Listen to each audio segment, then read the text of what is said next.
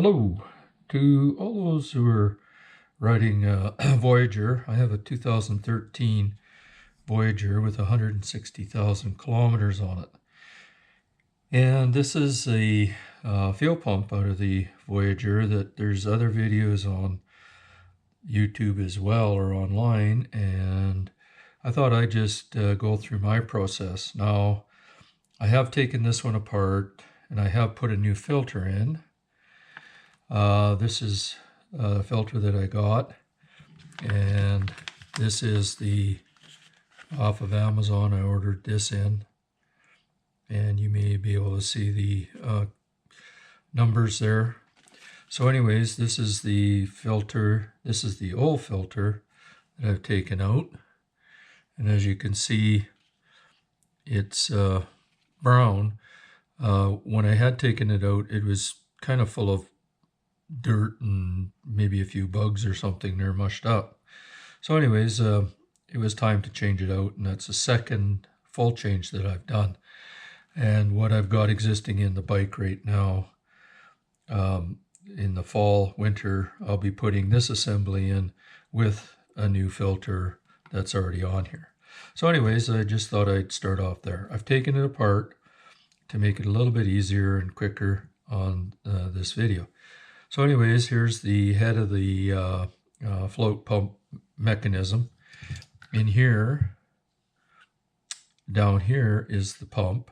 This is an O-ring that would come with a kit that would be changed out if you so desire. I didn't change any of my O-rings out because they're not a wearable object. They only wear as I take it on and off. So that one does have some bit of wear. So anyways, I take this off of the assembly here. So this is the metal part where it all fits onto. On the bottom, inside here is the pump mechanism. And with that, I had to change this filter out. So this filter here, I pulled it off, the old one. And you just have to monkey around with it a bit to try and get it out of there. Maybe a needle nose pliers to pull it off. And then the new filter had gone, the new filter had gone on, been pushed on, and now I have the assembly complete with the new filter that way, this being the pump. So now to put it back together is going to be fitting it into the slots here on either side with these metal bars, and make sure you get it in the slots because it's slotted here on both sides to slide it on, and then just put it down, fully assemble that. So now I have the wiring that comes from the pump here down through this slot here, and pay attention to what you take it apart. For mine, at least, and both of the pumps that I do have, the white goes on this side of the terminal, and it pushes on, and then this red wire here will come down through here as we put it together. So now this piece does come out of here. It's got some notches in there. It will pop off sometimes when you're trying to pull it off, because this O-ring does make a tight seal on that head, which it should. And so now I'm going to put this on in place again, lining up my metal bars into the slots here, trying to make sure that they go in there properly. Then I slide that in. You have your O-ring assembly here that goes in here, and I'm just going to apply the pressure to it, and there.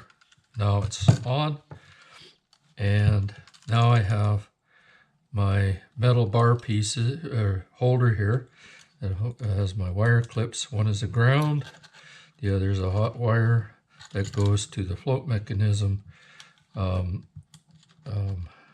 It's in a resistance type in here, where the float mechanism goes up and down. So I got to put these plate back on here. Got to get it square, fits down like this. So now this ground wire connects to here with one of these screws at the top. And I will take my screwdriver, put it on there, attach that ground to this plate. This red wire now goes down through here and down in through this holding assembly, and again on this post I slide it on there, making sure that it's good and tight, and that's held in there. Now this is another ground from the other side of the pump, and it goes on here with another screw to hold that plate in place. Sorry, I think I messed that up. So now I'm going to screw that into place here.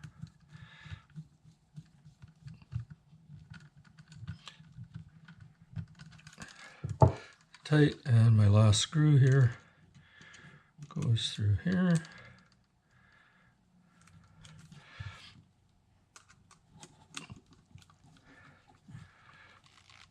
Now, okay, so we have the complete pump again here, and this is my outlet. This is my this will slide up into the bottom of the tank, and there is an O-ring in there, and everything is together. And again, this is the float mechanism, and as it goes through the resistance there, as that is a full tank, and as it drops, it becomes empty. And just a heads up, I have on the past, because I've done this twice now, managed to just bend this linkage a little bit here to either raise or lower the ball in the tank, depending on how your gauge works. So right now mine is pretty much right on, so that when the ball falls down here close to the empty and the warning lights come on and the gauge is flashing, or your dash is flashing, empty, empty, I'm at a point where on the gauge it's almost right to the empty. Then I know I've got another 30 kilometers to go based on having adjusted that bend in there a bit. Anyways, I hope you guys enjoy this. It's a newer video, and I'll try to post it on Voyager forums under the Facebook, to where you can find a link. Anyways, thank you very much. Take care. That's it.